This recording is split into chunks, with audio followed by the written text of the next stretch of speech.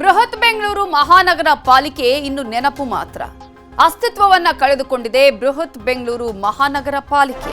ಇವತ್ತಿನಿಂದ ಗ್ರೇಟರ್ ಬೆಂಗಳೂರು ಪ್ರಾಧಿಕಾರ ಅಸ್ತಿತ್ವಕ್ಕೆ ಬರಲಿದೆ. ಈಗಾಗಲೇ ಅಧಿಸೂಚನೆಯನ್ನ ಕೂಡ ಸರ್ಕಾರ ಹೊರಡಿಸಿದೆ.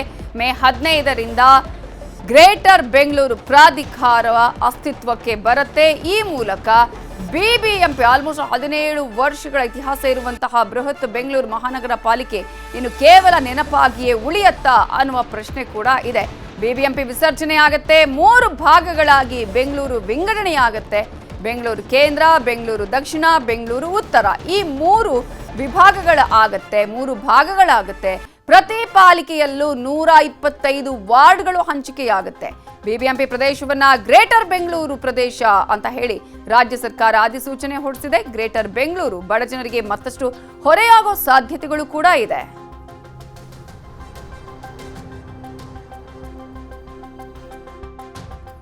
ಇದೇ ವಿಚಾರಕ್ಕೆ ಸಂಬಂಧಪಟ್ಟ ಹಾಗೆ ಇನ್ನಷ್ಟು ಡೀಟೇಲ್ಸ್ ಅನ್ನ ಕೊಡೋದಕ್ಕೆ ನಮ್ಮ ರಿಪೋರ್ಟರ್ ಶರಣು ಹಂಪಿ ಈಗ ನೇರ ಸಂಪರ್ಕದಲ್ಲಿ ಜಾಯ್ನ್ ಆಗಿದ್ದಾರೆ. ಶರಣು ಹಂಪಿ, ಈಗಾಗಲೇ ಬಿಬಿಎಂಪಿ ಅಸ್ತಿತ್ವವನ್ನ ಕಳೆದುಕೊಳ್ಳುವಂತಹ ಆತಂಕ, ಮತ್ತೊಂದು ಕಡೆ ಈಗಾಗಲೇ ಗ್ರೇಟರ್ ಬೆಂಗಳೂರಿನ ಸಾಧಕ ಬಾಧಕಗಳು, ಜೊತೆಗೆ ಈಗಾಗಲೇ ಏನೆಲ್ಲ ಬದಲಾವಣೆಗಳು ಆಗತ್ತೆ? ನವಿತಾ, ಕಳೆದ 4.5 ವರ್ಷಗಳಿಂದ ಬಿಬಿಎಂಪಿ ಚುನಾವಣೆ ಆಗಿಲ್ಲ. ಆದ್ರೆ ಎರಡೂ ಸರ್ಕಾರಗಳು ಅಂದ್ರೆ ಈ ಹಿಂದೆ ಇದ್ದಂತ ಬಿಜೆಪಿ ಸರ್ಕಾರ ಮತ್ತು ಈಗಿರುವಂತಹ ಕಾಂಗ್ರೆಸ್ ಸರ್ಕಾರ ಎರಡೂ ಕೂಡ ಬಿಬಿಎಂಪಿಯನ್ನ ವ್ಯಾಪ್ತಿಯಲ್ಲಿರುವಂತಹ ಪ್ರದೇಶವನ್ನ ನಾವು ಅಭಿವೃದ್ಧಿ ಮಾಡ್ತೇವೆ ಅಂತಾನೆ ಹೇಳ್ತಾ ಇದ್ದಾರೆ. ಇದೀಗ ಕಾಂಗ್ರೆಸ್ ಸರ್ಕಾರ ಚುನಾವಣೆ ಮಾಡುವ ಬದಲಾಗಿ ಜಿಬಿಎ ಮಾಡ್ತೇವೆ ಅಂತ ಹೇಳಿ ಹೊರಟಿದ್ದಾರೆ. ಅದರ ಹಿನ್ನೆಲೆಯಲ್ಲಿ ಏನ್ ಮಾಡ್ತೀವಿ ಅಂತ ಏನು ಹೊರಟಿದ್ರಲ್ಲ, ಸೊ ಇಂದಿನಿಂದ ಬಿಬಿಎಂಪಿ ಅಂತ ಬಳಸುವಂತಿಲ್ಲ, ಅದು ತನ್ನ ಅಸ್ತಿತ್ವವನ್ನ ಕಳೆದುಕೊಂಡಿದೆ.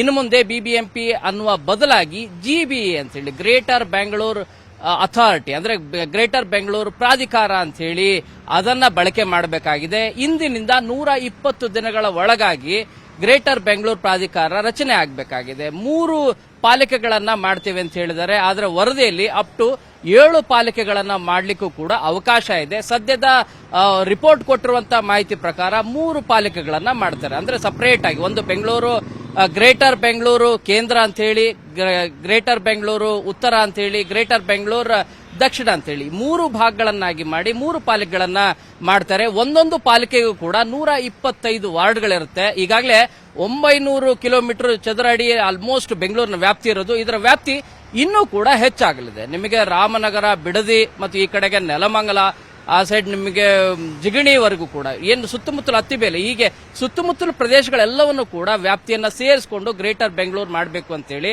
ಇದಕ್ಕೆ ಮುಖ್ಯವಾಗಿ ಆಡಳಿತಗಾರನಾಗಿ ನೇಮಕ ಮಾಡ್ತಾರೆ. ಈಗ ಸದ್ಯಕ್ಕೆ ಮುಖ್ಯ ಆಯುಕ್ತರಾಗಿದ್ದಾರೆ, ಅವರನ್ನೇ ಮಾಡುವಂತಹ ಸಾಧ್ಯತೆ ಇದೆ.